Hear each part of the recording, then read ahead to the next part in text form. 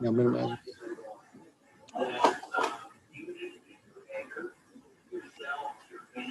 Okay, Sheriff, let's call us to order one more time, please.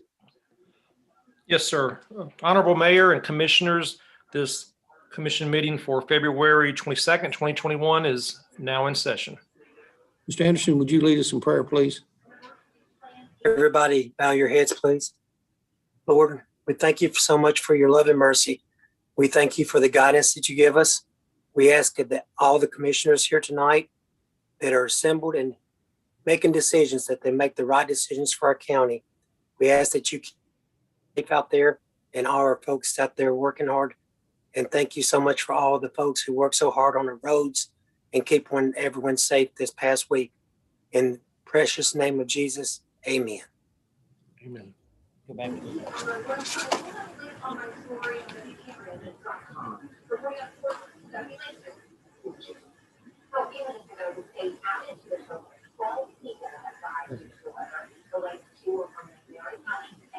That's it. I think Mr. Weekly has a flag behind him. If Mr. Weekly, if you'll lead us in Pledge of Allegiance. I will. Join me. Okay, sure. Yes, sir. Honorable Mayor and Commissioners, this meeting February 22nd, 2021 is now in session. Mr. Anderson, would you lead us in prayer, please? Everybody bow your heads, please. Lord, we thank you so much for your love and mercy. We thank you for the guidance that you give us.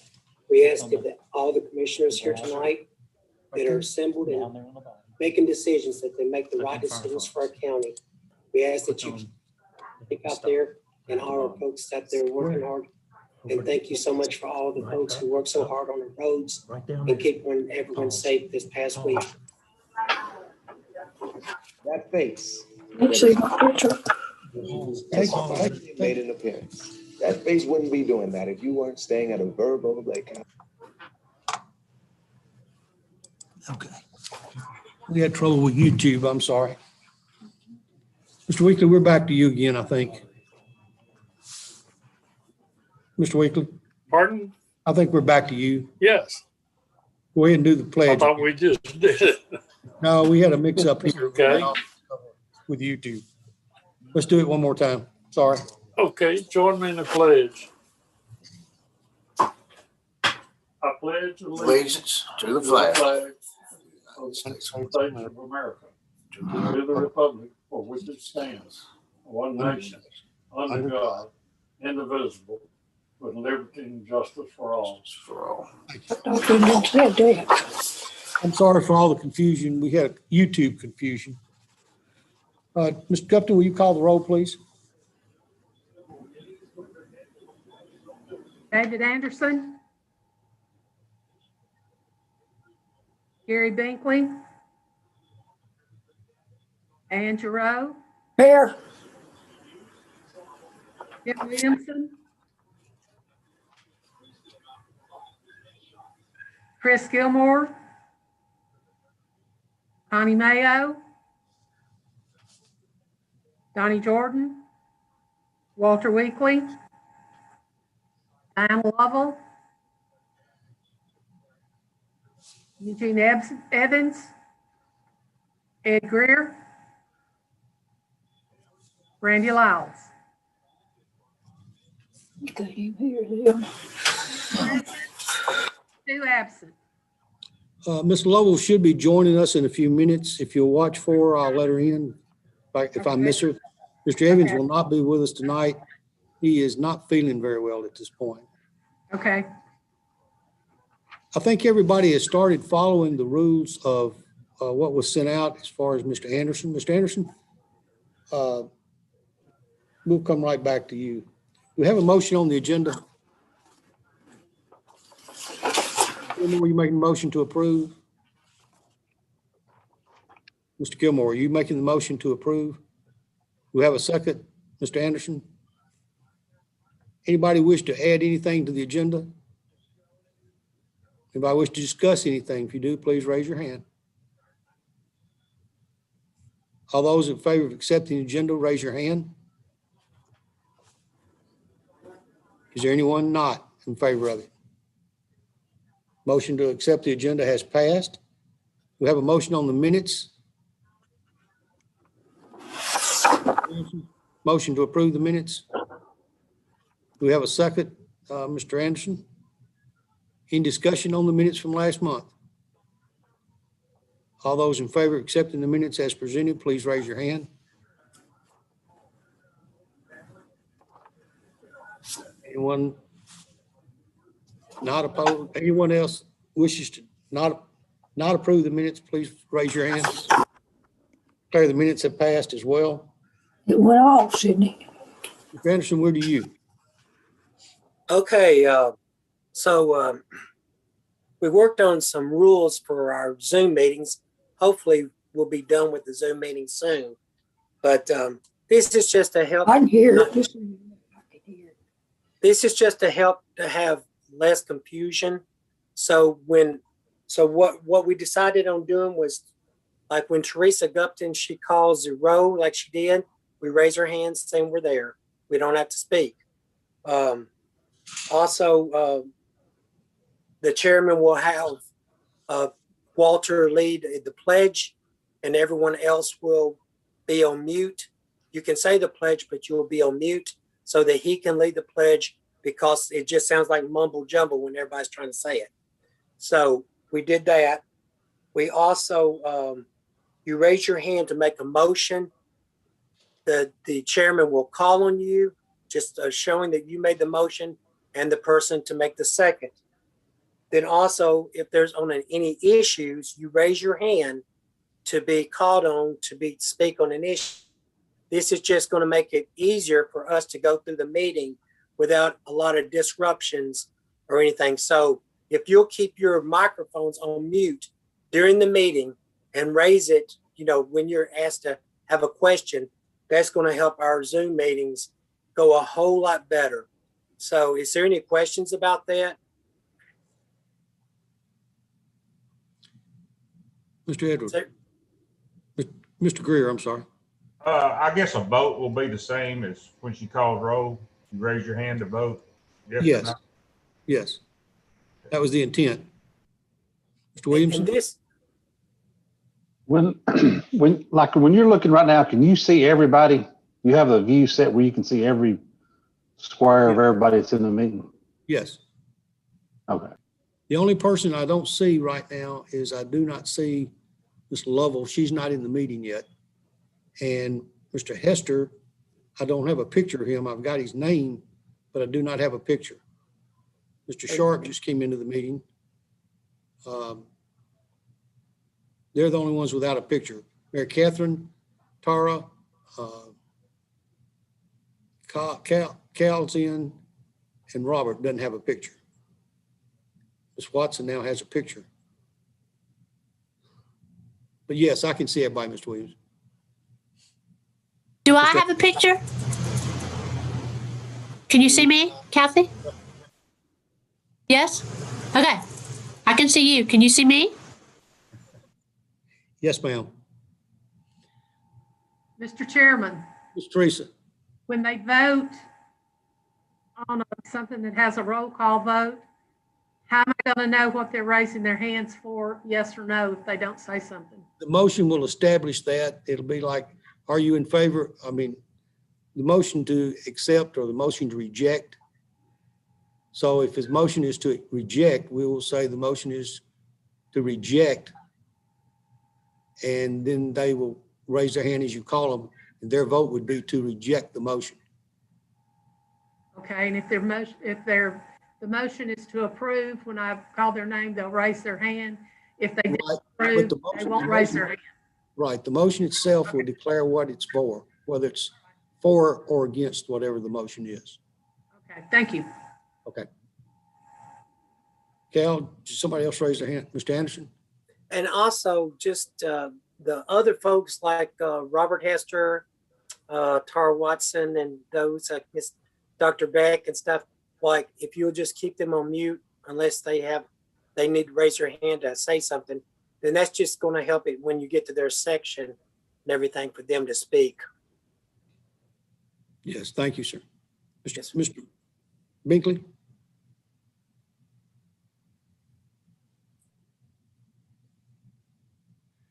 Mr. Binkley, I can't hear you. You're still muted.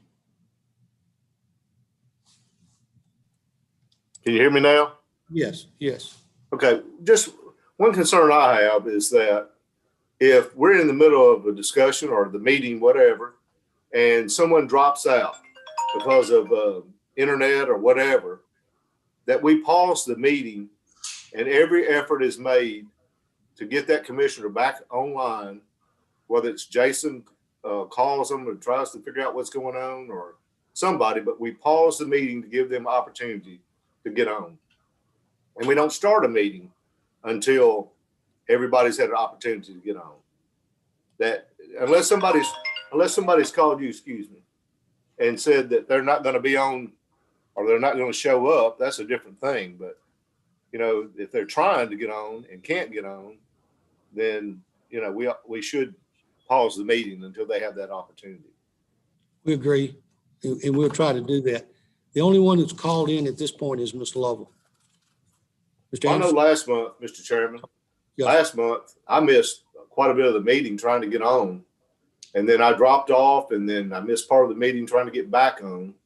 And I just think that, you know, I represent the first district, one of the votes of the first district. And I think the meeting ought to pause until we can get this thing figured out. Understand. We'll try to do the best we can with that. It's just like right now, I'm trying to see all of y'all and trying to see Ms. Lovell. And I know she's trying to come in. It's easier right now with everybody with a picture. If you drop off, your picture drops off, I can easily stop. It's when there's no picture in front of you and you drop, I still see your name. I don't necessarily lose you. All right. We'll see what we can get done with that, Mr. Anderson. Okay. Thank you. I Yes, do sir. have a question. I do have a question about if we are having to wait for a commissioner or someone to come onto the meeting, should there be a time limit? I mean, what if it's going to be like 30 minutes or something like that? How should we wait or give, you know, before we say the person can't get on or what? If we see them drop off, we will make every effort to call them and we will stop the meeting until they see if we can get them to respond. If we cannot get them to respond, then I think in fairness to all the other commissioners, we're going to have to go on because there's something in their internet connection that's a problem in most cases. Right. Anybody else? There won't be a public hearing tonight. Building Commissioner, Mr. Franklin, are you here? Put him in. Excuse me, got to get him back in.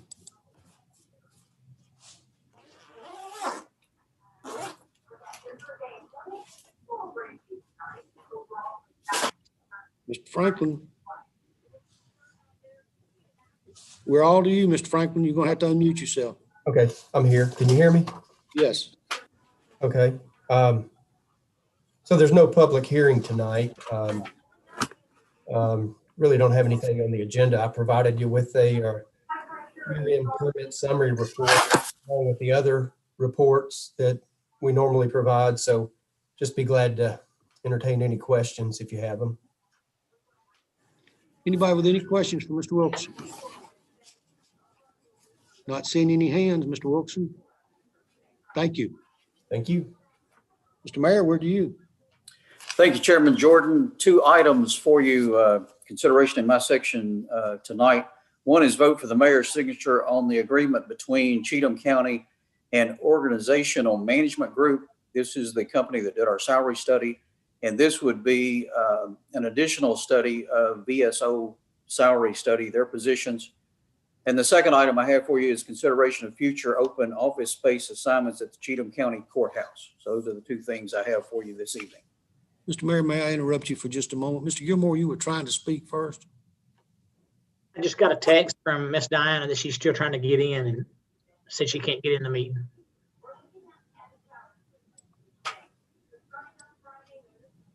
I see her on there. See her. She's at the bottom. We see her now. I'm in now. Thank you. Okay, thank you. Mr. Teresa, will you log in the time on Ms. Lovell coming in? All right, Mr. Yes, Mayor, I've got it, 6:19. we're back to you, Mr. Mayor. I just have those two items. I'll be glad to repeat them if you think I need to, Chairman. Anybody have any questions on item number 1?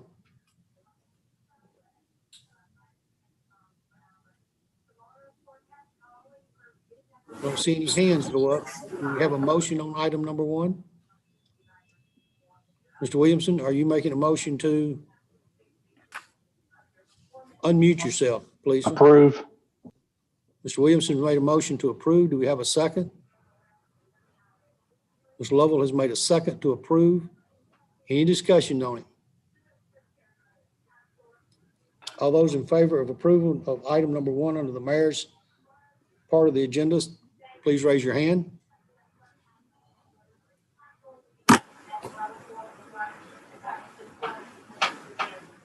Anyone opposed to it?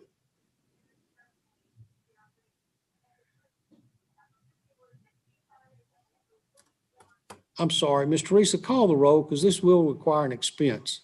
It'll be an expense that will be absorbed by the VSO office, but it does require an expense on it. Ms. Teresa, call the roll, please. Okay. Tim Williamson. Chris Gilmore. Connie Mayo. Donnie Jordan. Raise your hand. Quickly. Walter. Diana Lovell. Eugene Evans. Ed Greer. Randy Lyles. David Anderson. Gary Binkley. Ann Giroux. Yes. Is there anyone who wishes to change their vote? Ms. Teresa, count the vote. I have 11 yes and 1 absent. Record that has passed. Along with that motion, there will be some information sent to you by email over the next few days that will show comparison of numbers from last year to this year, show you the amount of dollars that's been brought in or is being brought in and so forth. So you'll have an overview of what's going on in that office. Item number 2, consideration for future open office space. Mr. Mayor. Yes, this would be in our, of course, the suite we have here at the courthouse. And also by this summer, Human Resources will be relocating also out to Sycamore Square. So what we have for you tonight is consideration of once we move away from the courthouse, how these areas would be used. I had a drawing, I think it was given to Jason so we could share it.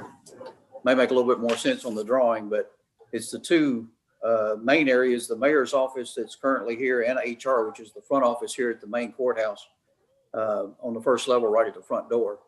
I have the drawing if you think we need it, but if I can step through what we're doing in each area if you think that will take care of it. Is everyone on the commission familiar with that office suite and that front office in the courthouse? Is there anyone not familiar with it? Let me ask that. I think you can explain it, Mr. Mayor. I don't think the picture will be needed. Okay, if we start at the front door, right as you step in the front door to the left is current Human Resources. Shelley Carney, our HR director, works out of that office. And what we're proposing is once she relocates out to Sycamore Square, which will happen when the highway department relocates out to the new facility, because she'll take the space that the highway office has now at Sycamore Square. So it'll open up that space. And what we're proposing is Chancery Court would use that to expand their offices, which they're here on this same floor with us in the courthouse. Pam Jenkins across the hall, she's the clerk, but they are in need of additional space. They have some sensitive items such as probate and all. They're two in one office. So this would help them expand a little bit and give them some room. So that would be the proposal for that office. When you move into what I guess you call it a suite, we have 3 rooms here. The administrative assistant, which is Rachel, has a space. There's a small conference room in between us and then my office. And so what we'd like to do is divide these 3 rooms up to 2 areas. Rachel's area that main office that you enter into when you're coming to see the mayor, that would become area for general sessions. They would need that in order to store some files to get those out of the annex building where they're being stored now. Because the other end result of this is try to clear out that annex building because it would come down once we proceed with the jail, as we build the jail out back. So general sessions and Julie Hibbs would have that area where Rachel is now. And then the conference room and where my office is, I've been approached by 2 of the 3 main judges we have in this county that circulate around to all the counties. The 23rd Judicial District have asked for additional space. So our small conference room in my office would become used for the judges, and they could decide how they want to divide it up and use it. But also the only other thing as far as expense is that we would install, and maintenance could do this, we would install right now as an open doorway between my conference room and Rachel's area or the administrative office. We would install a door there to seal up the general sessions for files and kind of give the judges their own space, and they would have the double doors that now comes into the little conference area. So those would be the 3 that would be able to come in. Yeah, I think it's good use of the space. We've been going back and forth with Chancery Court Julie and also the judges trying to figure out how we level this out. So that's what we're proposing tonight with the commission's approval. We would move forward with that plan. Mr. Binkley.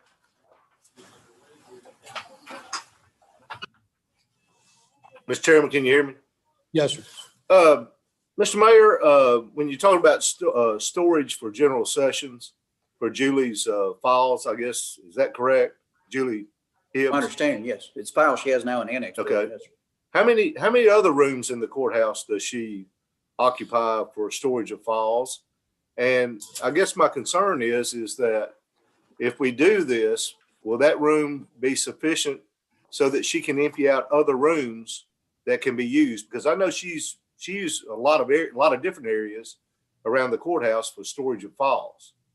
Not saying she don't need the area. That's not what I'm saying at all. I'm just saying, will that free up some other space? And how many spaces does she have? It possibly could. The main goal would be to get those files out of the annex building. And she still does have that.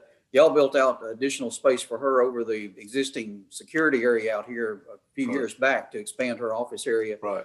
The other thing that happens, if we stay on track and build the jail out, then some of those offices down that hallway between the judge and where her offices are now could be freed up. That would also expand her area for general sessions and circuit court.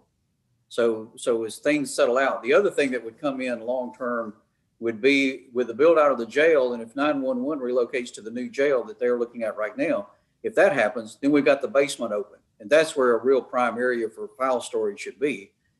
We don't have to deal with the steps or ADA issues of getting down and back out of there.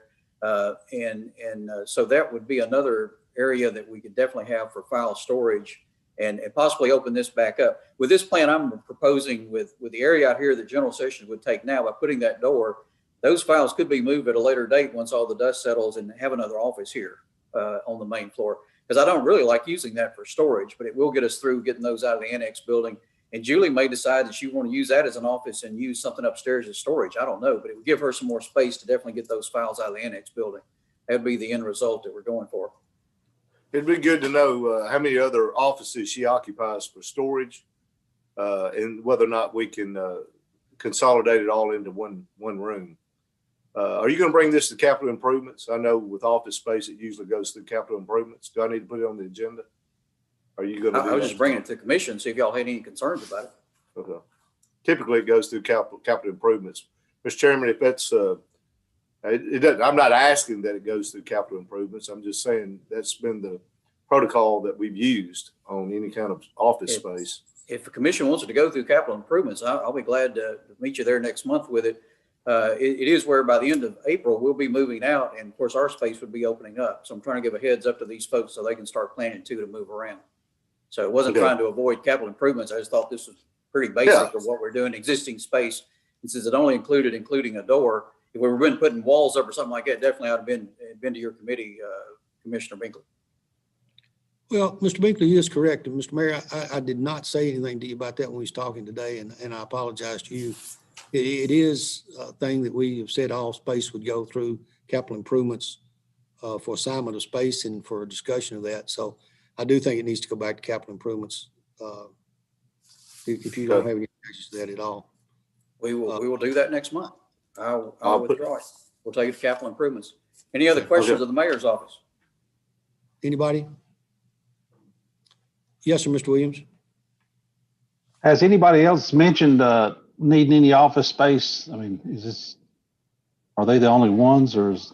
Well, Tim, everybody needs office space if you talk to them. That's kind of what we've been through, trying to make it fair, and those who've really approached, try to get something, especially when they have a real need and something that they need to have done. So that's what we've been trying to do with this. But nobody else outside of these three have approached about needing the space. With the section where 911's at, would it be feasible to use it for filing since it floods so often or gets water in there? Well, we've had 2 floods recently, so it seems like it's flooding every other month, but that's generally not the case. And we've addressed those 2 issues that caused the flood, so that they shouldn't reoccur down there. And again, but the files and being up, we definitely need to get 911 out of there. So that would be the end goal, but it would be, to me, ideal storage down there as a basement area, as opposed to taking up one of the nicer offices in the historic courthouse here to put files in. And so once again, and that would be the long term, to move these things around, get the biggest bang for our buck and return on our investment. Definitely. But right now, that's where we're at. Mr. Mayor, it's my understanding too that the room where HR is now, there is a possibility that not only will that be Ms. Jenkins's area to manage and so forth, but it also could possibly be used for grand jury. Is that possible? Well, the grand jury has been brought to the forefront because a few sessions back, there was an issue where one of the grand jurors could not use steps. And so when they were in session, also the judges were in session in the older courtroom upstairs. So they would have to suspend court or stop court to allow them to take a bathroom break to come through the courtroom. And so the ADA issue has been, and we've kind of worked through it from the standpoint of, if we will make accommodations if someone's in the grand jury that needs that, or a witness that's coming that would need accommodations, we'll definitely do that. And that helps us comply with ADA issues. We talked about, and the other thing would be, if there is an issue, we may need to move them for that one session if they do have somebody who can't use steps and the court's in session. A lot of times they're in a grand jury without the court going on, and that doesn't interfere. They can walk right through the courtroom to go to the bathrooms and elevator at that point. So, but we are covering that and make sure we're covered on the ADA part of that. So as I understand what you're saying, that front room would be more of a conference room where. Well, it would be the indication from Ms. Jenkins. She wants to use it to put one of her our deputy clerk there who deals a lot with probate. And what she's run into, and they've run into across the hallway, they've got one office, but 2 clerks in that one office. And so the clerk that they're talking about relocating to this office deals with a lot of probate. So you have family come in with a lot of emotional issues, or trying to divide up an estate and those sort of things. And they get a lot of interruptions and a lot of distractions in the office they're in right now. So that's her main concern. But the other long-term is Chancery Court would need that space to keep them all together. If we fill up this space now with general sessions or circuit, and when Chancery needs to expand, where would they go? So this gives them the ability to expand down in the future if they need to put 2 in that office. But it would be versatile from the standpoint if we needed to make space for grand jury to do that. So it is a little bit of an option on that on an as-needed basis if an ADA concern came up. But again, that's rare, but we'll have something in place in case we had to address it that way. Anybody else with questions for the mayor? Mr. Mayor, thank you, sir. Thank y'all. I'm trying to find her. Ms. Batts. Oh.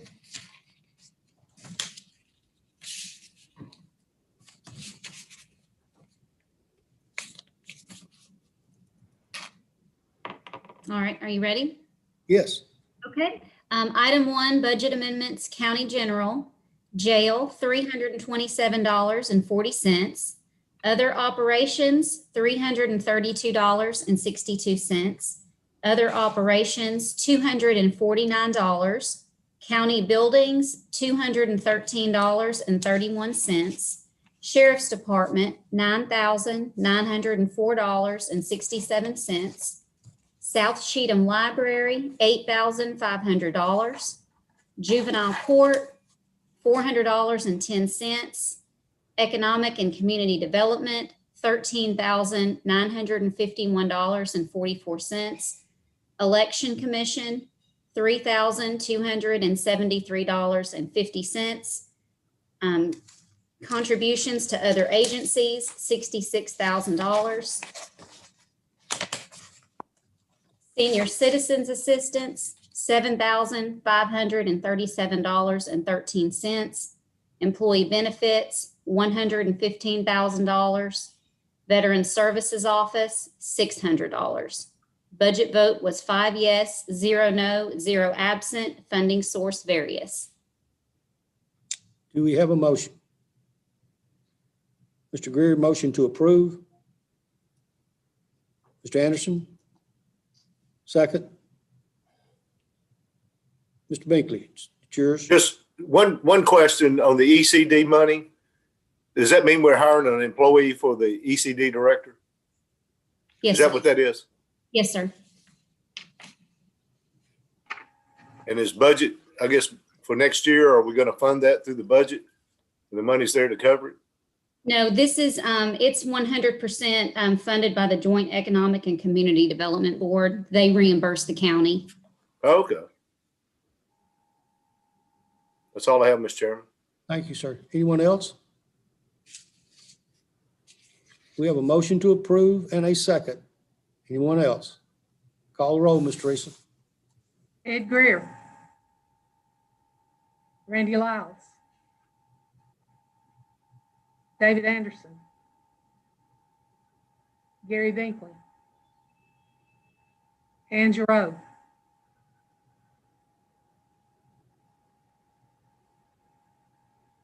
Tim Williamson. Chris Gilmore. Connie Mayo. Donnie Jordan. Walter Weekly.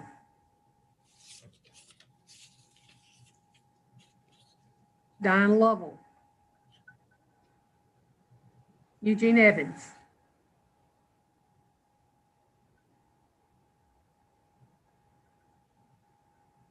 Don't count the roll yet. Don't count the, I have lost Mr. Weekly. Does everybody see Mr. Weekly? We're going to pause, Ms. Teresa, for a few minutes, just a very few. Don't anybody get up and go off. See if you can reach Walter. Scroll down over there to the right and see if he's on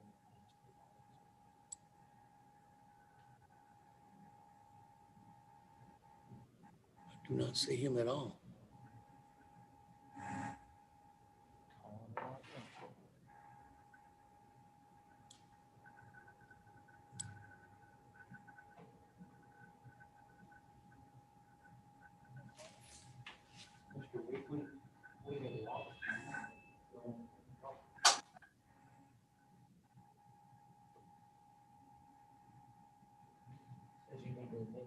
Said what? I can't understand you, Jason. right there, click on that one. This one?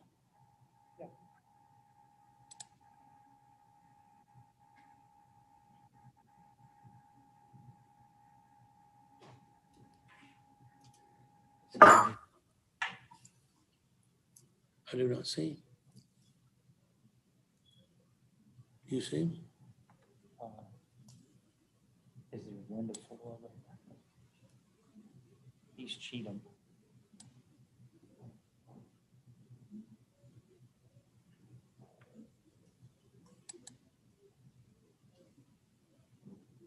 I bet this is him. Yeah, that's him. Has to start video.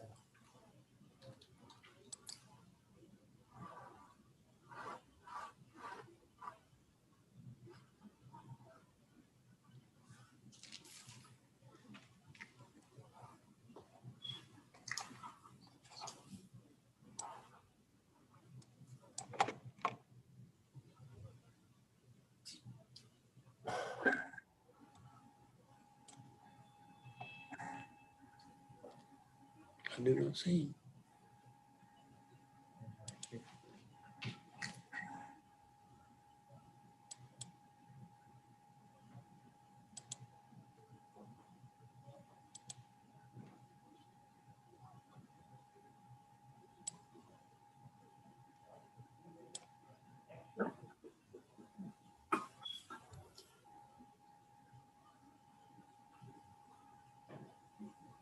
We're on the phone with Mr. Weekly, but we're still having trouble getting him in.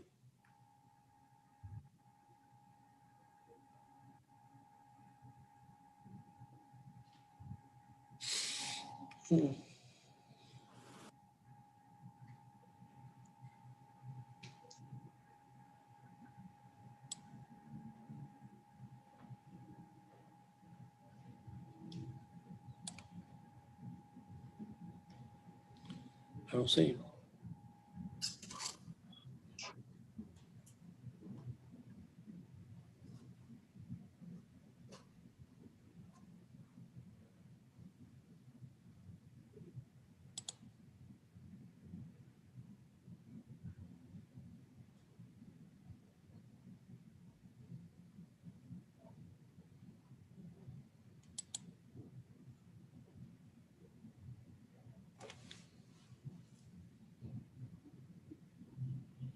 So you want to go out, come back in altogether?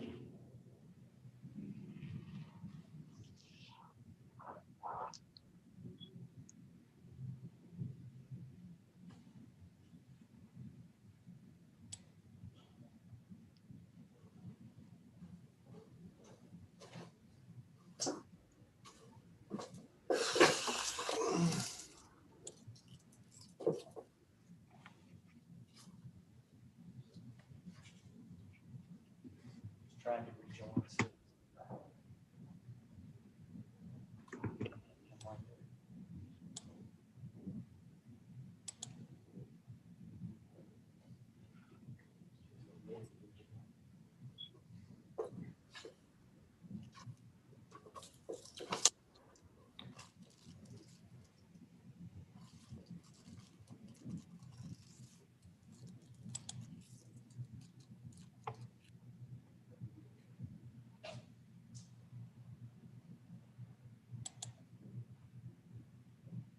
No, he's not in.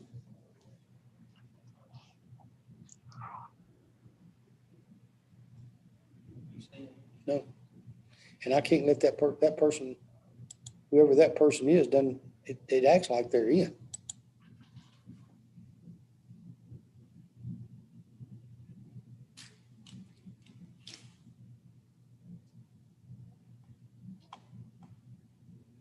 Okay. So after what you may want to do is call.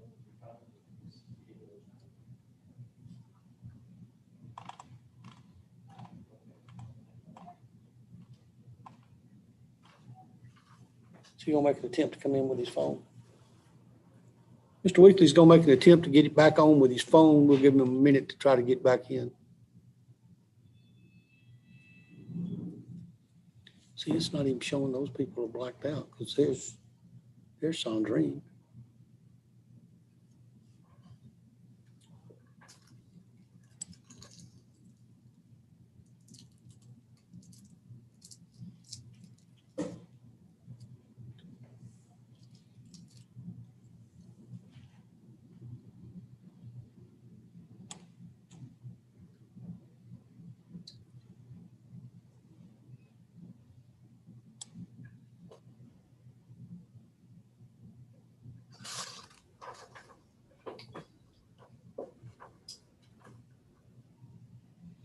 I don't see him, Jason, do you? Would you make that screen bigger? Go down. This one?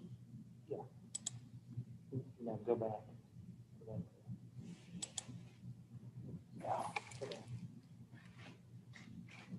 Yeah. Where is it? Participants.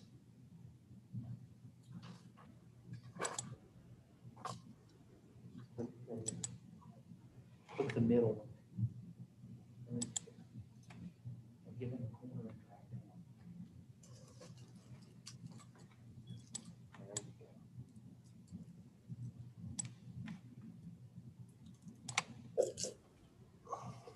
I do not see.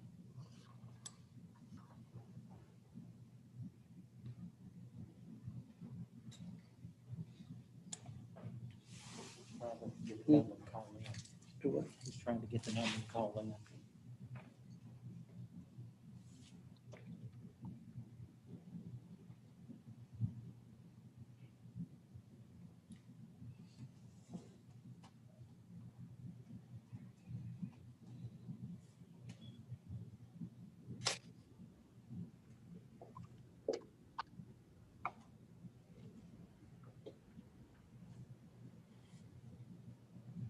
you have the number?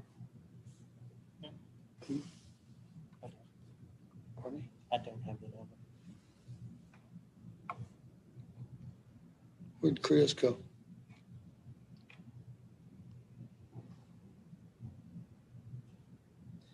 Chris, if you can hear me, call Walt. Do you have Walter's number?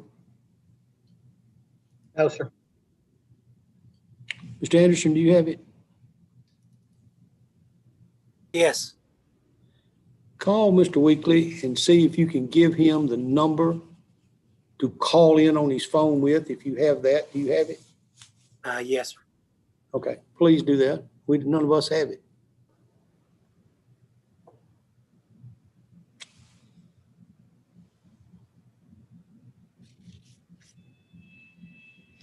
He won't be able to take the call.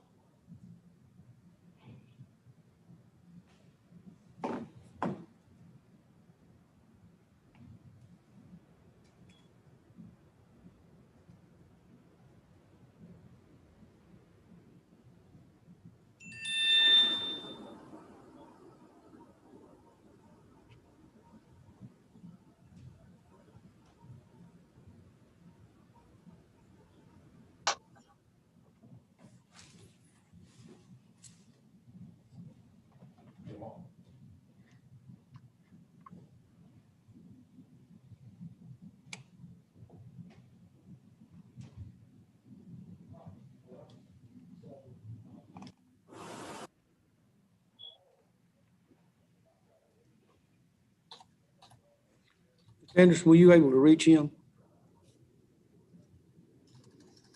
It's just going to voicemail. It's now ringing. If it goes back to voicemail, just send it to him as a text. Please. Jason?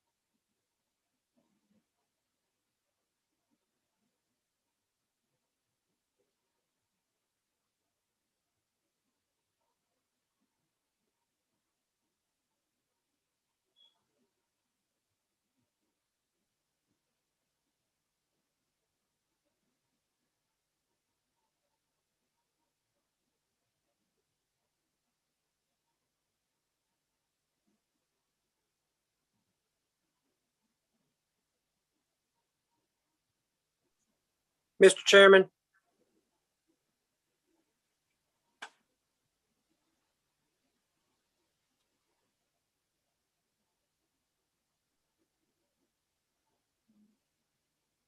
Yes, sir.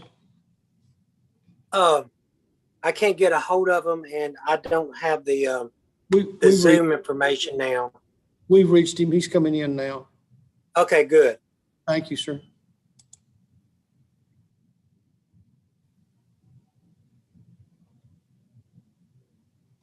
Where is he? He's one of those Cheatham's down there. that's Right muted. there he is. I mean, right there he is. Okay.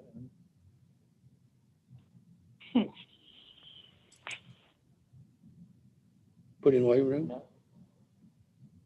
Oh, here he is. I'm back, You back? I think. I think. Yeah, so you're there. When you, Okay. When we left the meeting, had you heard any part of the motion or the budget stuff? No, Okay. I've not heard any of the budget. Ms. Betts, would you run over it one more time, please? Yes, sir. Item 1, budget amendments, county general, jail, $327.40. Other operations, $332.62. Other operations, $249. County buildings, $213.31. Sheriff's Department, $9,904.67. South Cheatham Library, $8,500. Juvenile Court, $400.10. Economic and Community Development, $13,951.44. Election Commission, $3,273.50. Contributions to other agencies, $66,000. Senior Citizens Assistance, $7,537.13. Employee benefits, $115,000. Veteran Services Office, $600. Budget vote was 5 yes, 0 no, 0 absent. Mr. Weekly, we have a motion and a second already on the floor. Do you wish to discuss any of these items? No, sir. Okay. Ms. Teresa, did you get when we started back in session, which would have been about 12 minutes to 7?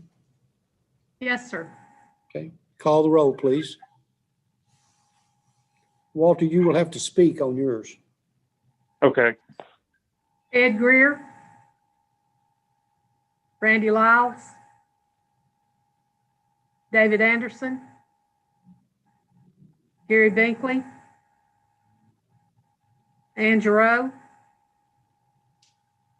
Tim Williamson. Chris Gilmore. Connie Mayo. Donnie Jordan. Walter Weekly. Yes. Diane Lovell. Eugene Evans. Ed Greer. Back to you. Okay, I've got 11 yes. Oh, is there anyone who wishes to change their vote? Not seeing any, record it, please. Thank you. And the count is? 11 yes, 0 no, and 1 absent.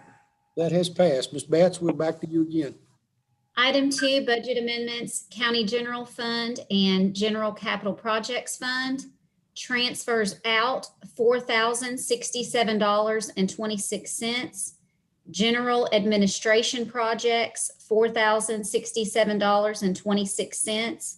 Budget vote was 5 yes, 0 no, 0 absent.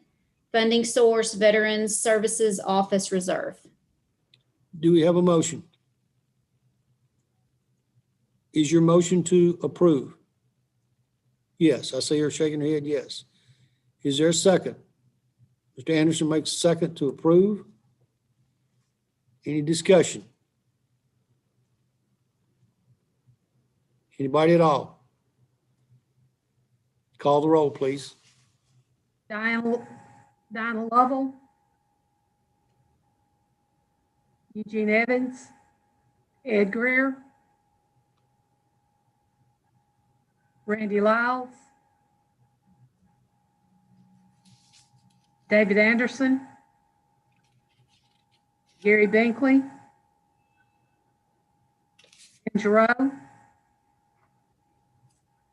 Tim Williamson. Connie Mayo. Donnie Jordan. Walter Weekly. Yes. Anyone wish to change their vote? Not seeing anyone changing their vote? Call the roll, record the vote. 11 yes, 0 no, and 1 absent. Motion has now passed. Ms. Betts, we're still there. Item 3, budget amendments, Highway Department, other charges, $889.83. Budget vote, 5 yes, 0 no, 0 absent. Funding source, reimbursement from General Purpose School Fund. Mr. Williams, is that a motion? Mr. Williams made a motion to approve. We have a second. Second, Mr. Gilmore. Any discussions on the electric bill? Mr. Weekly? Evidently not. Call the roll, please. Tim Williamson, Chris Gilmore, Connie Mayo, Donnie Jordan, Walter Weekly, Yes. Diane Lovell, Eugene Evans, Ed Greer, Randy Lyles, David Anderson, Gary Binkley, and Giroux. Does anyone wish to change their vote? Not seeing anyone, please record it. 11 yes, 0 no, 1 absent. Declare that motion is now passed. We're still with you, Ms. Betts. Item 4, budget amendments, General Purpose School, Transportation, $70,993. Board of Education vote, 6 yes, 0 no, 0 absent. Education vote, 5 yes, 0 no, 2 absent. Funding source, General Purpose School Fund balance. Mr. Williams, do you wish to make a motion?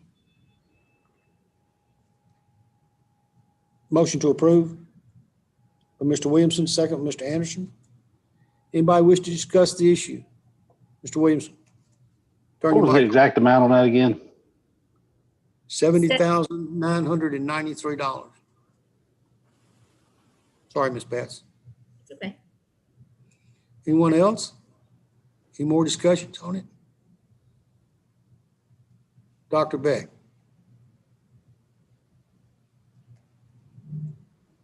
Good evening. So that money is to upgrade and take care of our school lights in all of the different school zones. We have some that rarely, they go on the blink all the time. We want to be able to program them, I guess you would say, remotely. I think the one in Pleasant View Elementary doesn't work at all. We've been in contact with TDOT in terms of whose responsibility is it. We've been in contact with all of the mayors of the different towns.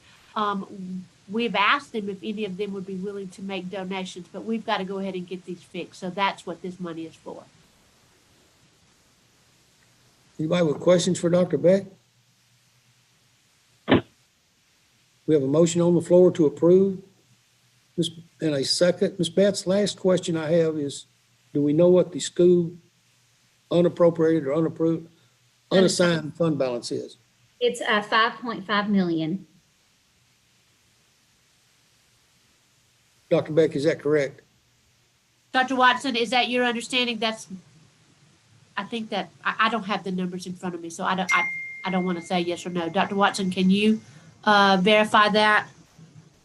Yeah, I believe that's correct. Me and Sandrine talked about it the other day, but I believe that's correct. I don't have the exact numbers in front of me either. Yeah, that was the same number you and I spoke about after making that correction. Thank you, ladies. Motion and a second. Any other discussion on it? Call the roll, please. Tim Williamson, Chris Gilmore, Connie Mayo, Donnie Jordan, Walter Weekly, Yes. Eugene Evans. I'm sorry, I missed Diana Lovell. Eugene Evans, Ed Greer, Randy Lyles, David Anderson, Gary Binkley, and Giroux. Anyone wish to change their vote? Not seeing anyone, please record it. 11 yes, 0 no, 1 absent. Declare that motion is now passed. We're still with you, Ms. Batts. Okay, my final item is item 5, surplus items for county general. Sycamore Square water tank, tank house, and pumps. Once approved for surplus, items will be sold, recycled, or disposed of. Second item, county clerk's office, color copier. Once approved for surplus, item will be disposed of. Budget vote 5 yes, 0 no, 0 absent. Funding source none. Do we have a motion? We have a motion by Ms. Mayo, a second by Mr. Williamson. Any discussion on the items? I got a question. Question, Ms. Williams. Mr. Mayor, is the old water tank, is it still being kept full?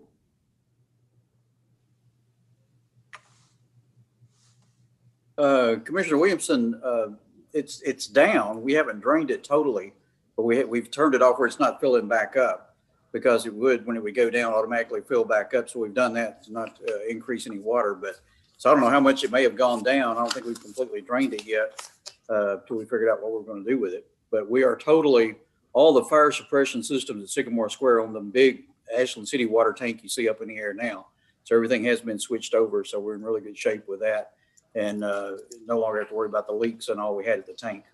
So, but we'll move forward with that as we go as far as dismantling it. And hopefully it looks like there's some value to those pumps. So once we get the approval tonight, we'll either go to the .gov's, deals.gov's, or Ashland City has actually shown some interest in those pumps for their water station. So we'll have some options to bring back to you as far as disposing of those pumps.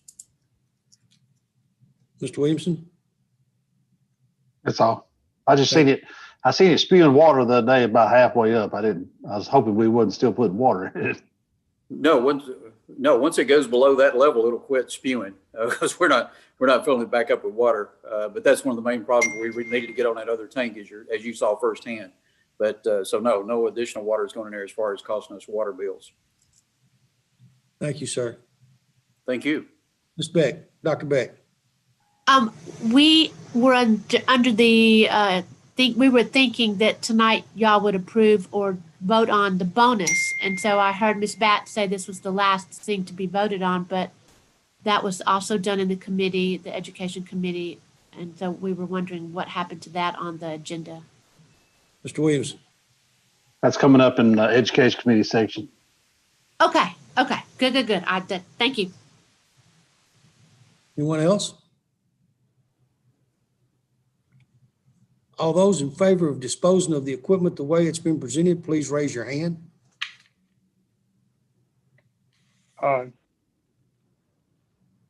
Walter, you raised your hand, I understand.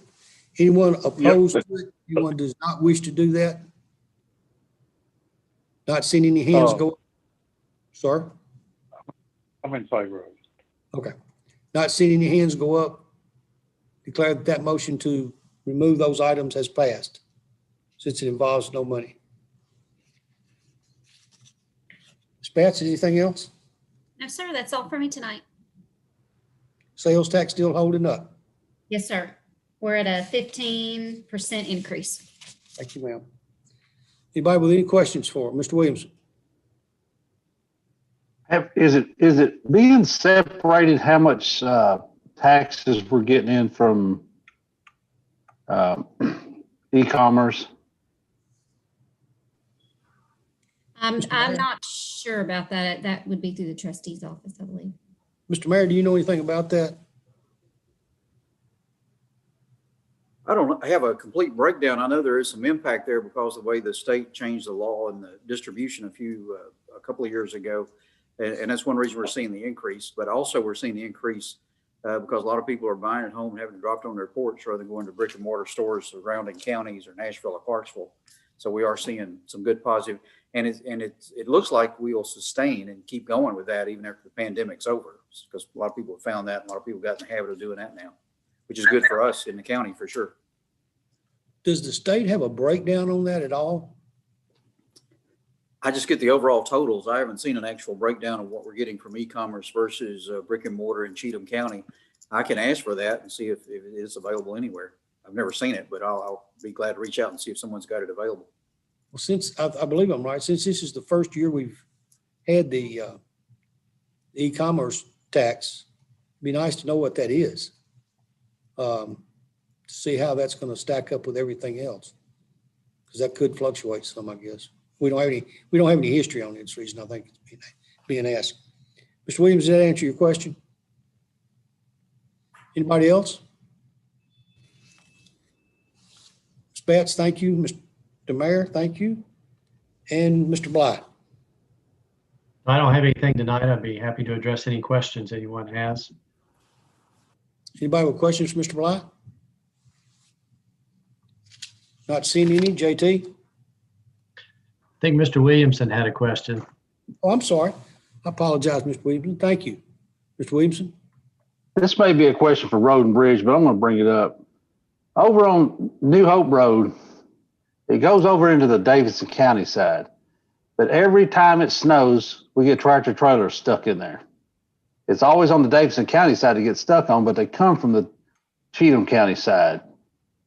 And is there any way that we could put up signs? I thought there used to be that that road, it is not wide enough really for part of it for two big pickup trucks to go through, but a tractor trailer doesn't need to be going through there, especially when it snows. They said that their GPS is putting them off that way, but that was 3 trucks, tractor trailers that was stuck on that road during this last snow, and 2 of them was there for 2 days. You might have some ability to put up, I mean, you could put up a sign or something. I don't know what else you could do to, I mean, even if you try to regulate it and say they can't do it, that, I mean, really your main point is to warn them not to go that way. I'm not sure what you do other than put up some kind of sign. I'm not even sure what the sign says. Robert might Mr. know. Hester, are you familiar with what they're talking about? Well, I mean, if it's in Davidson County, we can put up signs in Cheatham County. Our portion of New Hope Road in Cheatham County we paved that about 3 years ago. It's in good shape. I know where those little S curves at. I think Mr. Williamson was talking about, and Davidson County they don't maintain too much of their back roads, and there's no shoulders where he's talking about either. We could put up a sign, but I don't know how we could, make it stand. I mean, and I'm going to tell you, if that GPS tells them to go that way, we faced that on Snake Hill over in Kingston Springs. And if the GPS tells them to go that way, you can put up all the signs you want, and they're going that way. I mean, they can make it on a good, on a regular day, but if it snows, they're not making it through it. Yes, sir. I know what you're talking about, Mr. Williamson. It's not far out of Cheatham into Davidson. Is it right there where that house sits real close to the road? It's the S curves. I know what you're talking about exactly. I don't know. Is that our problem? Would that be Davidson County? I mean, the problem is people come from Cheatham County going to cut through that way to go towards Springfield. Yes, sir. And you're 2 miles into that road before you come up on a tractor trailer. And then you got to try to back down that hill in the snow. Yes, sir. I don't know. I mean, I don't know how we could just a sign that warned them. Yeah, we could. I mean, I don't know. It's to be honest with you, I don't mind trying something, but it's almost a waste of a sign because we don't have any way of enforcing it to my knowledge, and we can warn them, but that's all it's going to be is a sign on the road, in my opinion. Mr. Williams, you want Road and Bridge to talk about some type of signage to? Yeah, maybe just some yellow signs that's warning, about, may put up a curve, put up something indicating a curve instead of actual verbiage. We could put up, crooked road ahead signs. I mean, far as like the indicator signs, without coming up with any kind of verbiage. I mean, but like I said, that's what y'all want to do. We'll try to put something up, but I don't think they'll pay any attention if that GPS tells them go that way. Mr. Weekly, y'all wish to discuss this in Road and Bridge? Yes, sir. We can do that. I think what Mr. Williamson is also saying, you really want to warn our citizens that the possibility of tractor trailers on the road. Is that, am I putting words in your mouth or? I mean, if you met a tractor trailer, and I know it's in the Davidson County side, but they're coming from Cheatham side. If you met a tractor trailer on a good day on that road in them curves, you're gonna have to back up because there's not enough room. They've got to get off of the road to make it through them curves.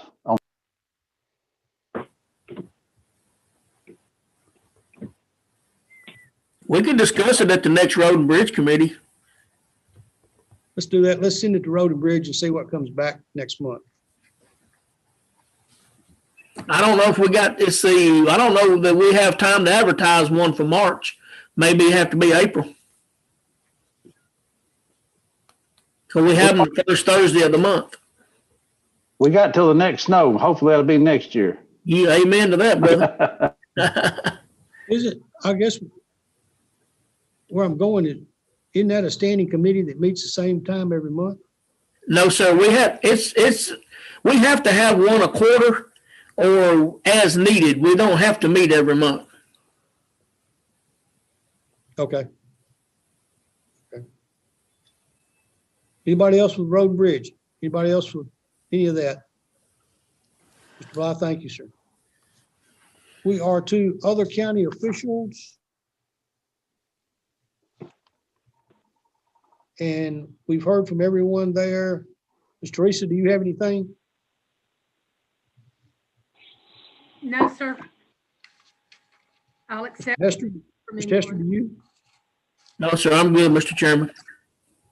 Anybody with questions for Mr. Hester? I have something I want to say. I'll get to you, Ms. Mayo. Mr. Baker? Okay.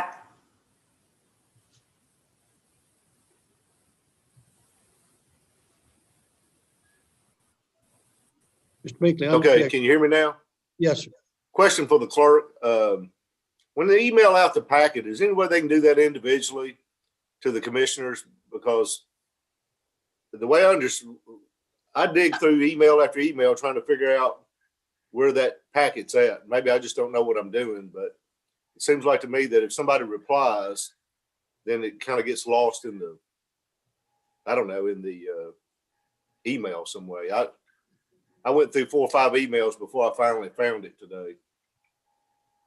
I didn't know if it was a possibility just to email that packet instead of to all commissioners, just to each individual commissioner alone.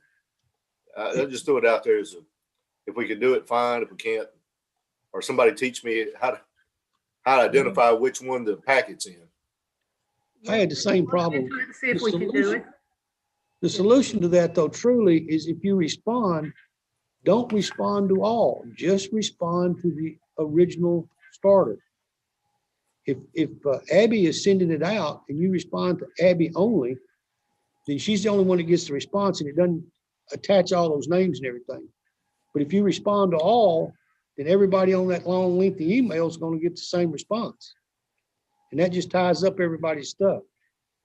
If the clerk doesn't have any problem doing it, that's one thing, but it's our issue. It's our kind of fault that we keep sending it back to all in response to it. But anyway, if the clerk wants to do that, that's her decision.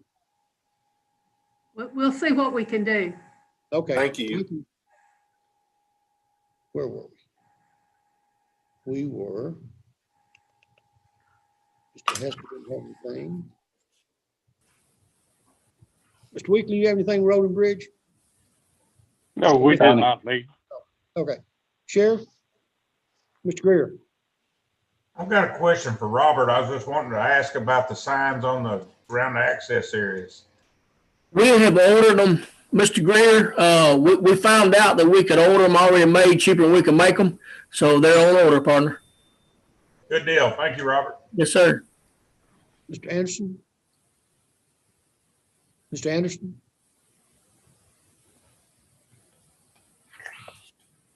Mr. Anderson, but you're muted. Sorry. Commissioner Mayo wished to speak. I'm sorry. Ms. Mayo? Thank you. I wanted to thank Robert for all he did during the snow. They were wonderful. They even scraped our road. And it was really nice. It was really nice. Thank you, Robert. Thank you, Miss Connie. You're my favorite teacher, as long as your sister's not listening. You know that. Thank you. Anybody else for Mr. Hester? Sheriff, where do you? Thank you, Mr. Chairman. Just a few things. A lot of wrecks this week. Sadly, we had a fatality yesterday of a young lady on 41A and kind of weather related. Thankfully, no sheriff's cars had wrecked during the snowstorm or the snow all last week. But I do want to also follow Miss Connie and give Robert a big shout out. The deputies and everyone is so appreciative of the unstoppable work you did, Robert, all last week. And I know you got very little sleep, like the rest of us. Let's see. Tomorrow we have our final meeting with the architects at the Tucker Emerson. They're going to be doing a walkthrough, and so we're going to meet with them and hopefully by this weekend we'll be able to be moving in. But everything's good. I'm just so happy to not see any white today, and so I appreciate everything y'all have done to support us. Thank you, Sheriff. Anybody else for the sheriff, Ms. Mayo? Yes. When I first came on the commission 8 years ago, the first and only thing I asked for was a speed limit sign on Highway 49 to make the speed limit going toward Ashland City the same as the speed limit coming toward Pleasant View. And I was told that was a State Department thing. So I don't know how it happened, but 8 years later, we now have a speed limit sign over there. And if the Sheriff's Department had anything to do with that, I want to thank you for that. Can you tell me how we got that? All I can say is state government grinds very slow. In about 20 years, we may have 3 or 4 lanes up through 49. Well, it's taken 8 years for that sign, but thank you if you had anything to do with it. I'll have to throw that back on the state. They just operate in a different. Well, it's 45 going toward Pleasant View. I mean, 50 going toward Pleasant View and 45 going toward Ashland City. Mm-hmm. And that's been fixed. Thank you. Mr. Anderson. Yes, I just want to ask the sheriff, after they do the inspection and stuff, when will we be able to go and see the finished? Anytime in March, hopefully. I'm hoping, I don't know, Mr. Chairman, if our March meeting is going to be a Zoom meeting too. I know the courts have extended it out to the 31st, I believe, of March and hearings, but anytime, we'll set up. We can either do it right before a commission meeting, an hour before, or set it on another date. We look forward to showing it off. We're very, very proud. I don't know that you could carry us through there in an hour with all the questions that may come flying. So, well, let's do 2 hours and we'll throw in the cookies for Mr. Anderson. I think we could try to set up something in March to be able to go do that. Sure. Anybody else? Dr. Beck? Well, good evening. I want to echo also the roads. Thank you for just really getting out there and getting them plowed. And school will be back in tomorrow. Today, we still had some ice on some of the back roads that our buses would have had a really hard time getting down, but we're good to go. So tomorrow, school starts back. Not only does the school start back tomorrow, but tomorrow, our high schools, it's the first time all year that they are going to be back full-blown traditional. And so we are really excited across the board. K through 12 now, as of tomorrow, will be in school traditional, except for those that have chosen virtual. But that's about 20%, I would say. So we're excited to get back to normal. We're also excited. I want to brag on our local health department. Today, they started the ability to vaccinate all of the teachers. And so they are doing a drive-through tomorrow, Wednesday, and Thursday from 3 to 5 in each cluster. So tomorrow, everyone in the central cluster will be able to go from 3 to 5 and get a vaccination.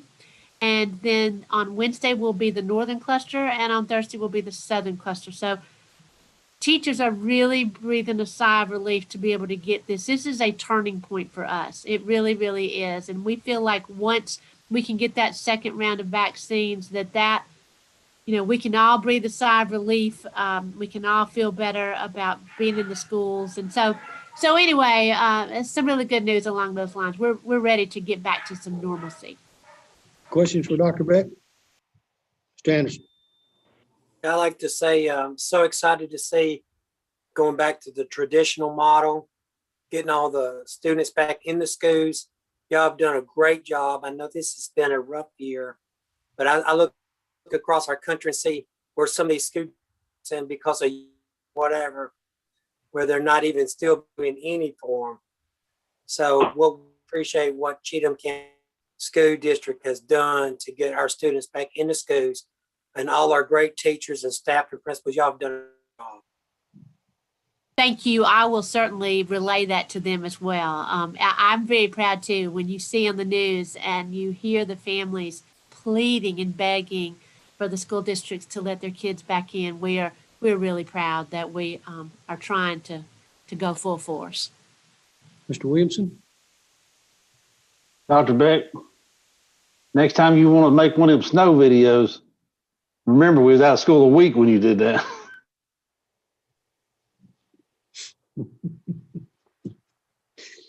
Anybody else for Dr. Beck? Yeah, Dr. we Beck. made that in 2019, Ms. Williamson, and we've been sitting on that video for a long time. So, Dr. Beck, I'm assuming, which always gets me in more trouble than it should, but I'm assuming that the vaccinations or the vaccine will include bus drivers, cafeteria Yes. workers, includes everybody. Yes, it's the entire staff, anybody that works at all in the district. So yes, we're real excited about that. Thank you. Yes. Anybody else for Dr. Beck? Mr. Anderson? I've seen the needles on the news and stuff. They're scary to me. That's all I got to say about those needles for these vaccines. Doesn't hurt at all. That's what you think. That's what I know. It's Okay. probably a lot less trouble than the getting COVID though. I would choose to get that needle there, David. Mr. Byron won't be with us. Mr. Lloyd? Sharp? I'm here. You have anything for us, sir? I don't. Does anybody have any questions for me? Mr. Williamson? How's your new office looking down there? It's looking pretty good. Last time I walked through it was when we were doing the keying meeting. When I went down there, I noticed that there was a couple things that were left out of the drawings that we submitted. But to the best of my knowledge, those have been addressed. So, but it's looking pretty good. They have been. And I'm pretty excited about it. Obviously, everyone probably knows that the reason why we're moving is so the veterans that have mobility issues, that are in wheelchairs and amputees and that have walkers or whatever, they have trouble getting to the office that we currently have now, which is in the back of Sycamore Square. So now we'll have a front-facing office. We'll have our own, handicap parking spots. So it's going to be a lot more easier for those people to get in and get access to our office. Thank you, sir. Anybody else for Mr. Sharp?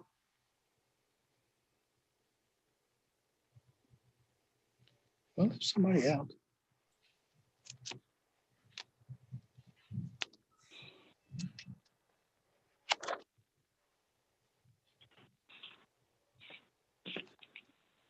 JT, are you here? I am here. Since I walked right over you in the process, would you please expand on us? I will be glad to. Thanks for doing that.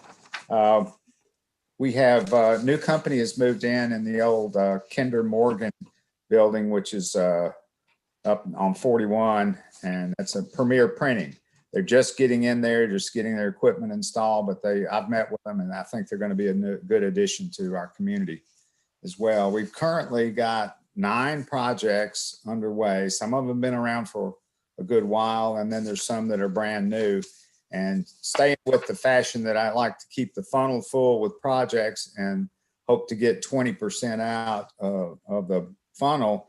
We're working right now. We've got 3 that I am pretty definite are going to land, and a 4th one that is looking like it. So all good, good companies, been vetted out really well. And so pretty excited about that. Also, we'll have the grand opening or a ribbon cutting on Wednesday for the Marrowbone Creek Brewery. If anybody wants to attend, they'll love to have you there. So the projects have been a little bit fewer since the first of the year, but they're larger projects, if that makes any sense. Instead of having a 50 employee project, we've had 2 in the last week that were over 300 employees. But looking for large buildings, and again, speed to market, they want an existing building. So we're not being able to respond to some of those, but we are doing well with the smaller ones and doing pretty good. So any questions? What, I have one for you, and I think you and I have already talked a little bit about it. Mr. Binkley had called me a week or so ago about the corner there at Old Clarksville Pike and 49 that they've just cleared off right next to the school. You know, Yes. I believe you told me that it looked like another convenience store or market type of. That's what I'm thinking, but I haven't gotten a definite on that yet. But that's what somebody was looking at a little bit, a couple of months ago, and then all of a sudden it's cleared. So I'm assuming at this point. Okay. Sorry, I didn't get back to you any quicker than that, but we talked, Mr. Binkley, right at the end of last week about it. You had asked me a little bit about that as far as future school property or whatever. And I think that's the general idea that that's going to be. JT's not the only one that's told me that he thinks that's what's going there. I think Pat Smith also confirmed that he had heard some movement through his office that was a great possibility that was going to happen. Anybody with questions for JT? Mr. Williams. How many employees is the company up on 41A? Have they told you how many people they think they're going to bring in there? They're going to transfer somewhere around 25, they said. I mean, transfer that are already working for them, and they've got plans to grow, but I haven't heard any hard numbers on it. I know they've got to sign up for meeting people. Have you had any movement up on exit 31? No, not really. There was a landowner up there now that wants to convert in the future to another motel, but I haven't seen any action on that one either. It was a comment that I got the call from the owner, and he has asked a lot of questions, but I haven't seen anything since then. So that's the only thing I've seen at that exit. Because they're clearing some property off on the other side of the interstate on a corner. Yeah, is that the Jason Walker property? Yes. Yeah, I'm not sure what that is. I don't know. Is there a way that you can find that out for us? Sure, I'll make it. Yes. Also, it would be very helpful to know about that corner there at Old Clarksville Pike. All right. Thank you, sir. Anybody else for questions for him? Okay. Sorry, I overlooked you when I first went down the agenda. We are now to the beer board. Okay, can you hear me? Yes. Okay, so this is just information to think about. We're gonna wait to make a motion on it until we can have an in-person meeting and let the public come and speak if they wish to. So we didn't even make a motion, but I sent the minutes to everyone. Right now, I did find out the distance that the county has between a vendor, a permit holder, and a church and a school is 2,000 feet. There was a question whether it was 1,500 or 2,000. Ms. Teresa's office said it is 2,000. But we looked at the cities. They are considerably less, which they should be. But Mr. Bly said he would check to see if we want him to, whether we can have different amounts in the growth plan and not in the growth plan. So if we want him to check that out before we vote on it, we could have that. Just to add a little bit more background to what Ms. Lovell said, so 2,000 feet is the maximum distance, and you can do a lesser distance. And Ms. Lovell asked me about doing a different distance in and outside of the growth areas. And my response was, I'm not sure. I'm a little bit skeptical of doing that, but it might be okay. But you would have to have some reason that you can give why it's appropriate for one in one area and not the other. Since then, it's also occurred to me another way that you might think about it is within certain zoning areas, it might make sense to do a lesser distance if you have a more dense zoning in the area or something like that. I haven't explored all those, but I think you would have to have some kind of basically a good reason to say you're going to draw this line and say that your distances are different depending on which side of the line you're on. Mr. Williamson? I guess this might be for Mr. Bly. Is it the distance, say if it was 2,000 feet, is it from the point of sale to a school or church property line? How is that measured? I don't remember.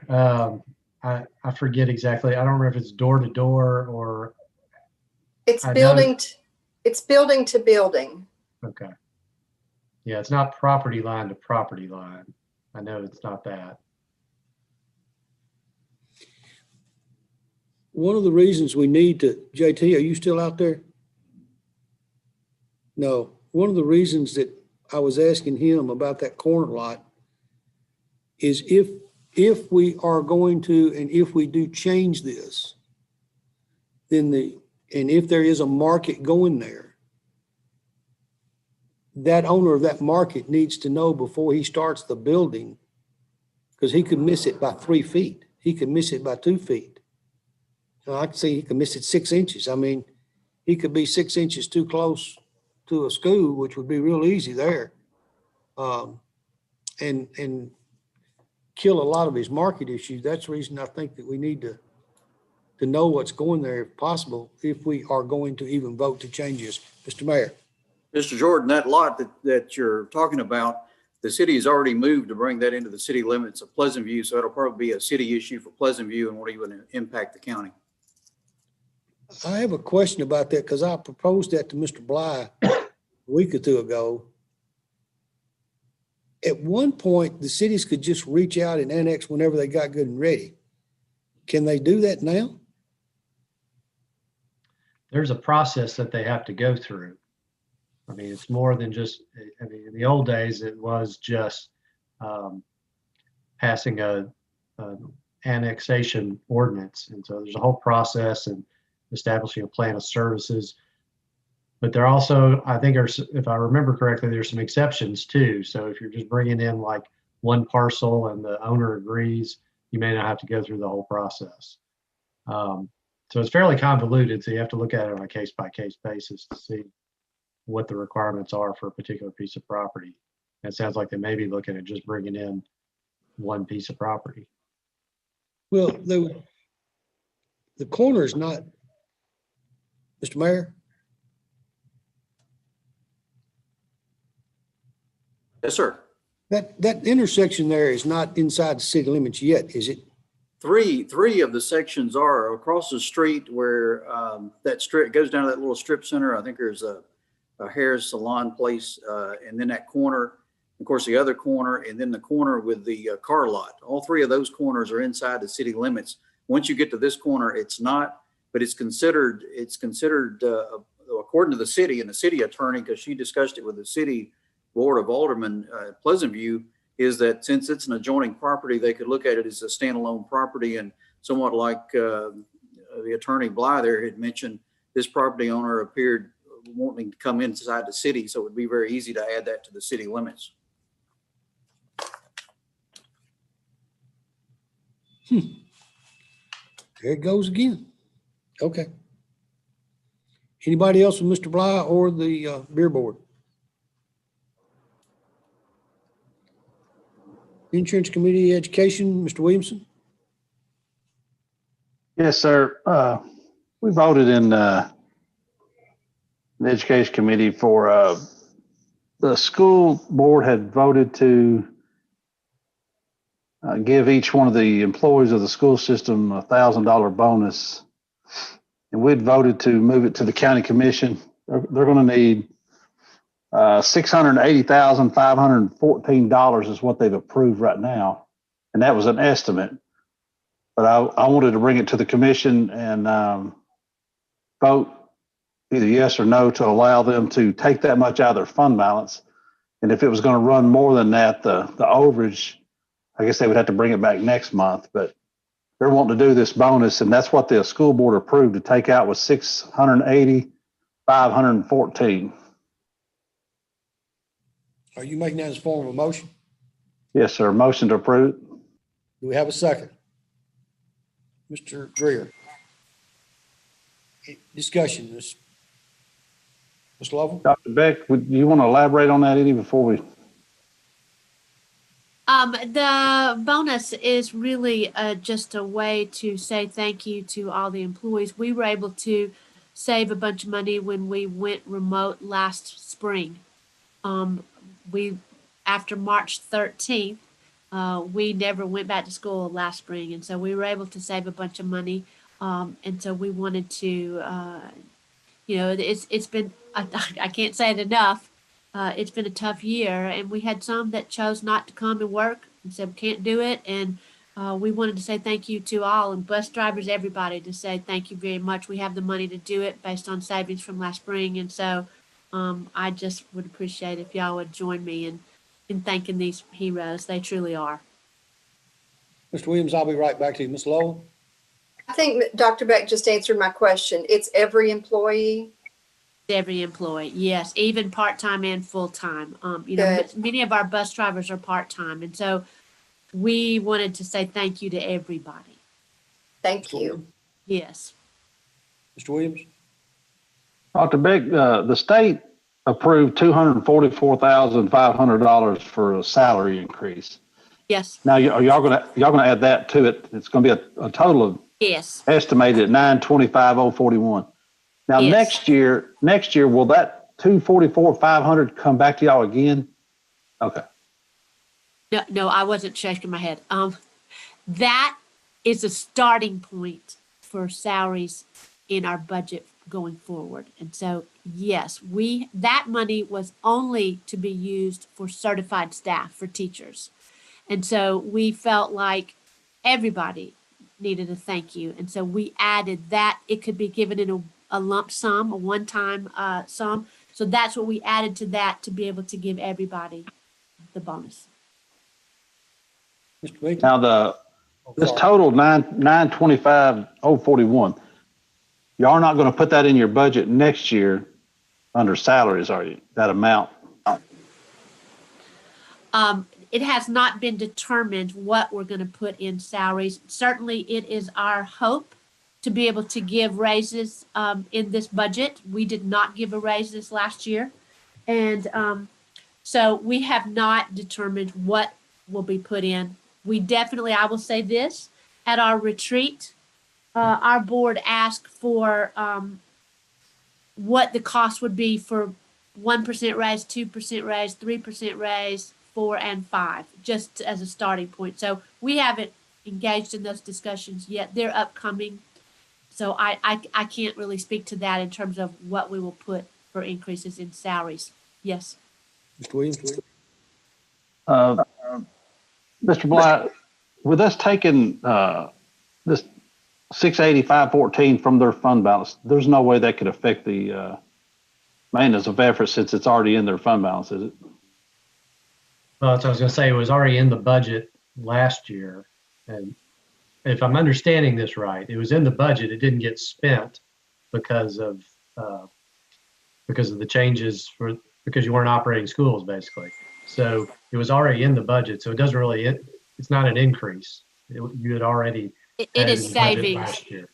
It's savings from last so- spring. So it would, so no, it wouldn't increase over your last budget because it was already in the last budget. So it wouldn't increase your maintenance of effort.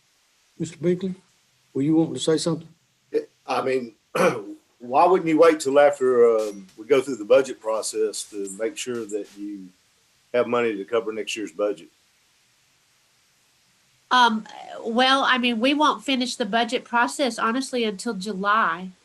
We also thought the timing for this would be really good in terms of retention. Many teachers start moving and interviewing for other jobs in March and April. And so we felt like it was a way to say, again, thank you. It was a great retention tool. And if we wait, it'll be July or so before we finish up with the budget, if that. It seems like every year, Mr. Chairman, that there's always we have an issue with the school board budget being short and having to take money out of fund balance. That was my only concern. I mean, I'm all about giving somebody a bonus that's doing a great job. But Well, I would say, Mr. Binkley, we haven't taken money out of fund balance in 2 years. okay. We've put money into fund balance for the last 2 years. This number, Dr. Beck, will reduce your fund balance back down to what?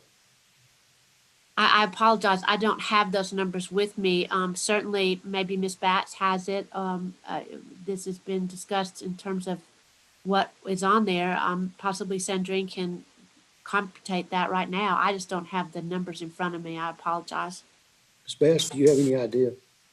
Well, the fund balance is currently at 5.5 million, so it would just reduce it by that amount. So it'd reduce it down to about 4.9. Yes, sir.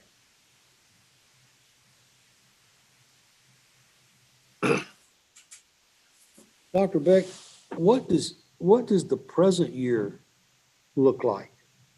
Well, we have been virtual a grand total of 3 weeks, which will give us a savings. We have been able to. 3 weeks?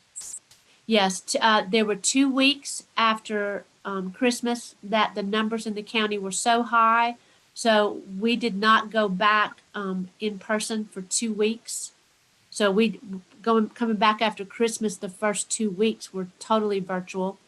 Then we've just come off of, 6 days again for snow, virtual. So there will definitely be savings there. There have just been finding substitutes have been very difficult. Our sub-fill rate has run about 65% a year. People are not willing to go into the schools normally because of COVID. And so what we've budgeted for our subs, we will have a savings there. And so we plan on putting money back into fund balance again after this budget year. We think because of those things right there. You know, when you're virtual, you don't run the buses, therefore there's fuel.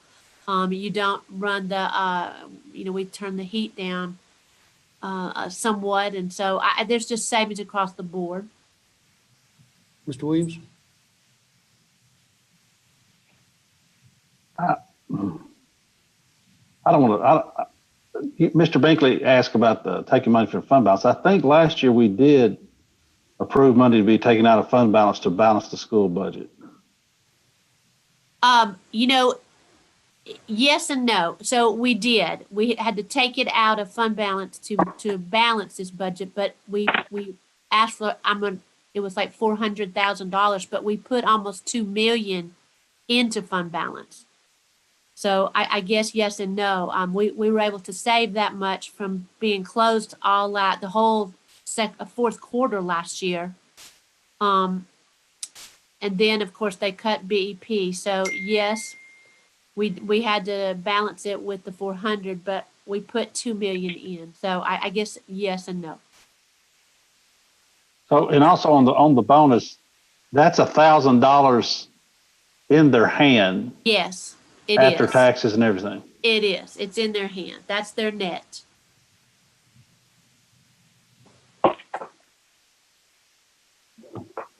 So it's going to be about 1 point.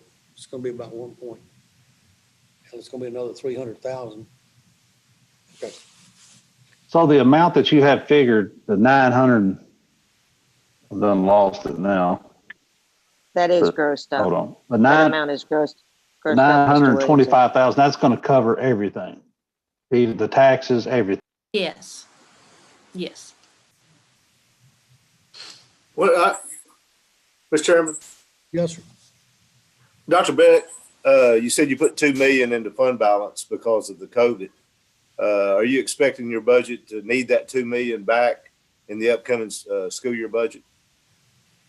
Yes, we are, because we will be in school the entire fourth quarter. I mean, we missed a fourth of our year last year. So yes. Okay, and then, okay, thank you. Also, if you need that money back, do you expect any more reduction in the state funding due to student population or anything like that, like you had last year with the BEP money? We haven't been told definitively anything. We are getting, we're working on our ESSER budget, ESSER 2.0 right now. And there's going to be a third round of ESSER funding. So if anything, they've told us that, if there are any shortages, certainly the ESSER funds can fill in the gaps. But we haven't been told anything definitively at all. What about your medical insurance? Have you We been won't told know. anything? You won't know anything about that either? Not right now, no. Okay. Mr. Williamson, we got two numbers on the table. We got a 600 and something thousand and a 900 and something thousand. Which number is your motion covering? The motion's gonna cover taking out $680,514 from fund balance. And is that your second? Mr. Who? Chris. Who made the second? Oh, no, it was Mr. Gilmore? No, Ed Greer. Mr. Greer, okay, so we got a motion and a second on 600 and a few change. Mr. Gilmore, 8514. Mr. Gilmore. Okay. Mr. Anderson, I need to ask a question. Considering my wife is a teacher, and this is something that would go to benefit my wife too, would I need to abstain from this vote? Mr. Bly, Yes. Okay, thank you. Mr. Weekly. Okay, he didn't evidently mistake. Ms. Mayo, I'm a little confused about the difference in the 900,000 and the 600,000. If it's going to be 900,000, why are we only doing 600? I must have Because slipped. we got some money for raises already for this semester that were only Okay. to be given to our certified staff. So we are able to apply that to Okay. offset. Thank you.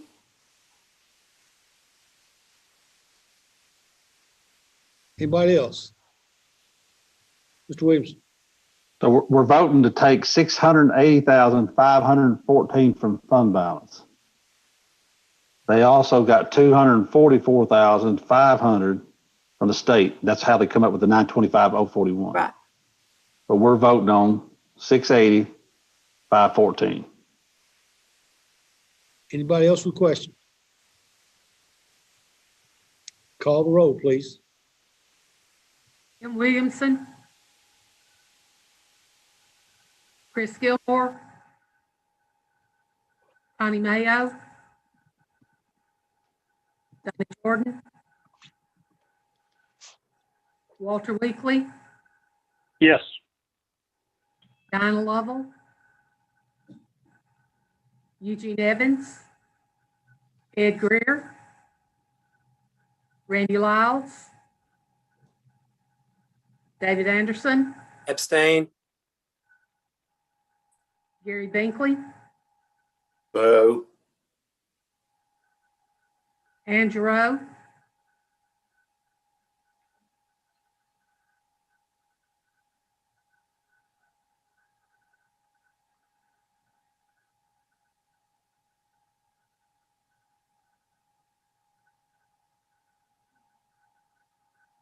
That's all of them.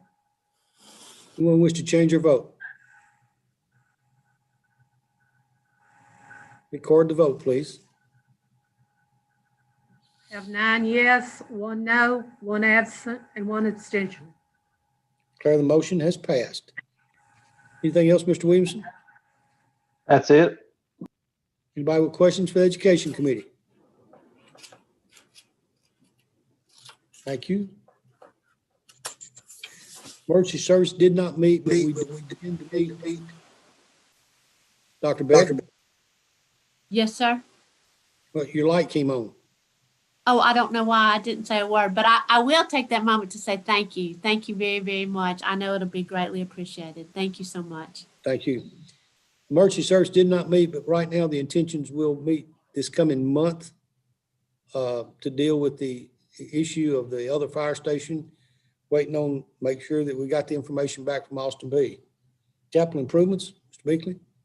Well, we did meet, Mr. Chairman, and we discussed the logs, and we're doing some more research on that. The mayor's working on some things, and hopefully we'll have a decision by next month to bring to the commission.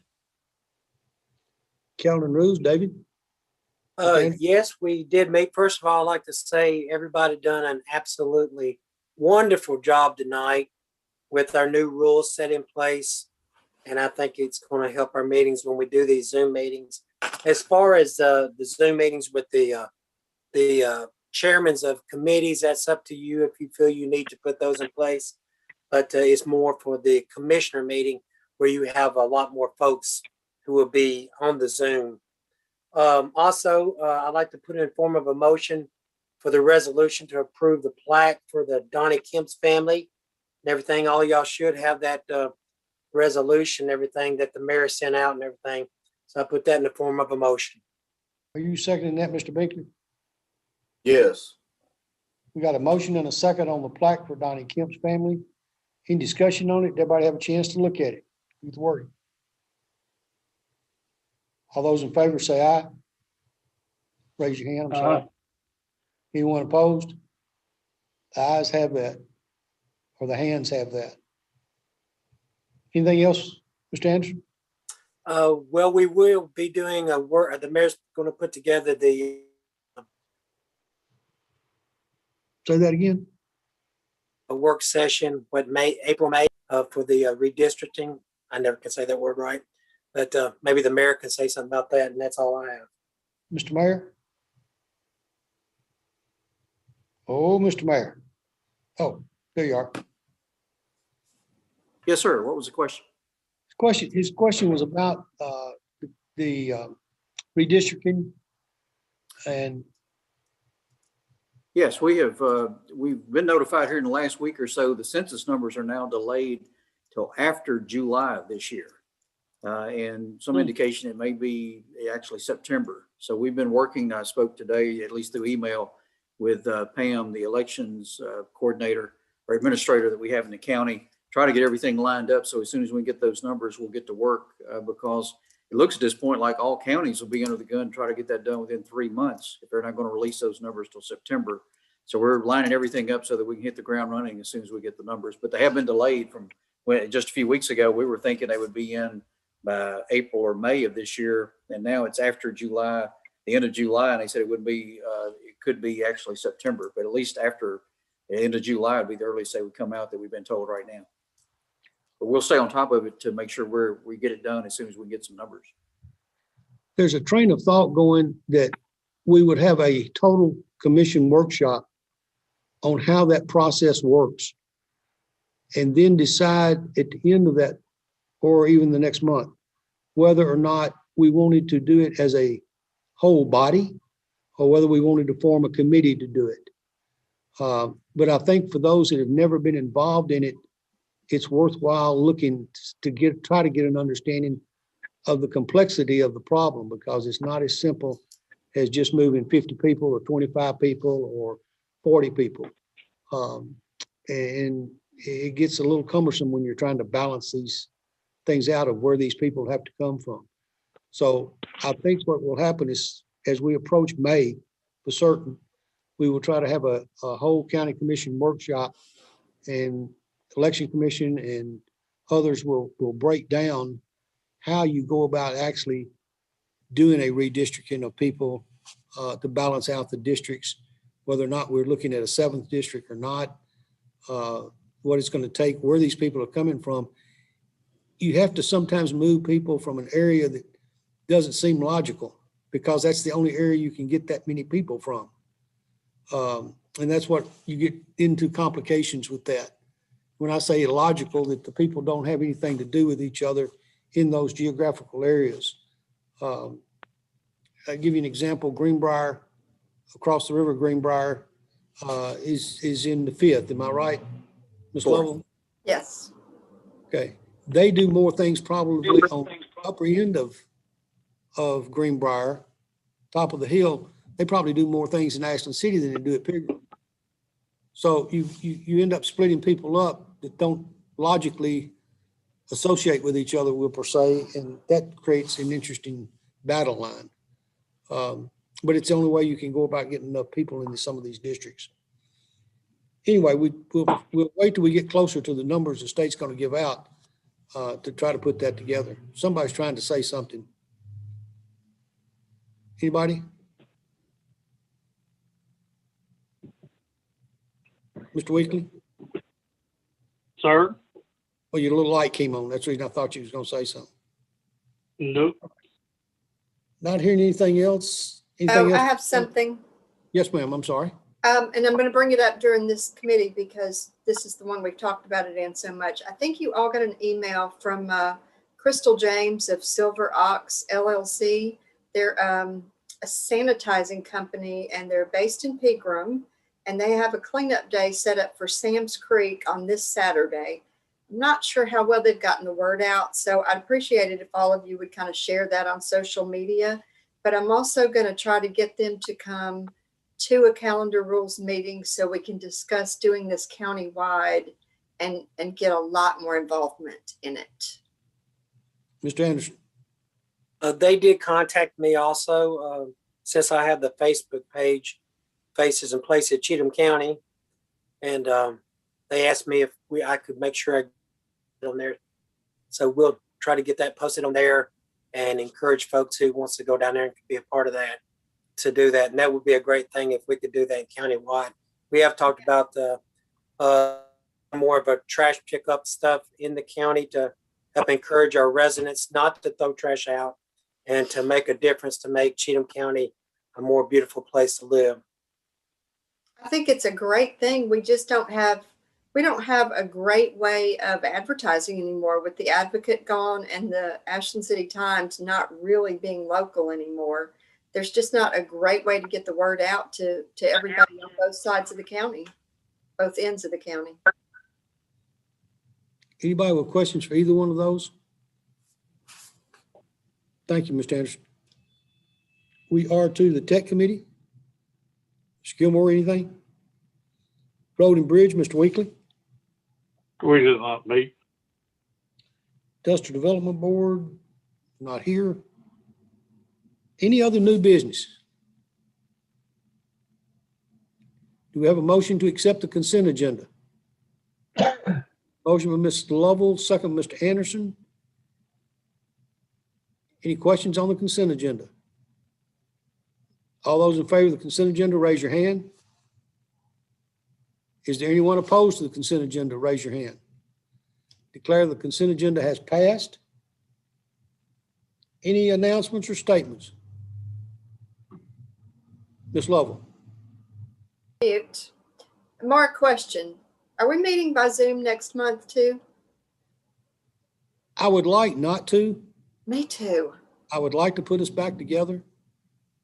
If the numbers stay down like they are, I don't see any reason that we could not be back together the end of next month, because we're going to be so close to the governor's deadline date that it's reasonable to think that we would probably be back together. Now, if the numbers take off and spike all over Cheatham County again, because the weather's warming up and people are running around in shorts with snow and ice on the ground, we might not make it. But if the numbers keep going, I think we will try to get back together. Mr. Bly, still with us? In the in the posting of the courthouse, there is a thing that says you cannot enter county property without a mask. Am I correct, Mr. Mayor? That is correct, Chairman. The courts here at the courthouse implemented that. And we also have had it up at Sycamore Square. We pulled it back as of today, actually, with the cases down. And there were some issues out there with people asked to wear a mask to come in. So each individual office is taking care of it now, but we've had it up until today. And it remains up here at the courthouse. That's from the order from the court system or the Supreme Court, state court. I mean, we could, based on that, I mean, I'm assuming it says the courthouse, so I'm assuming that we could have required the mask to be worn by the people in the audience. Is that right, Mr. Bly?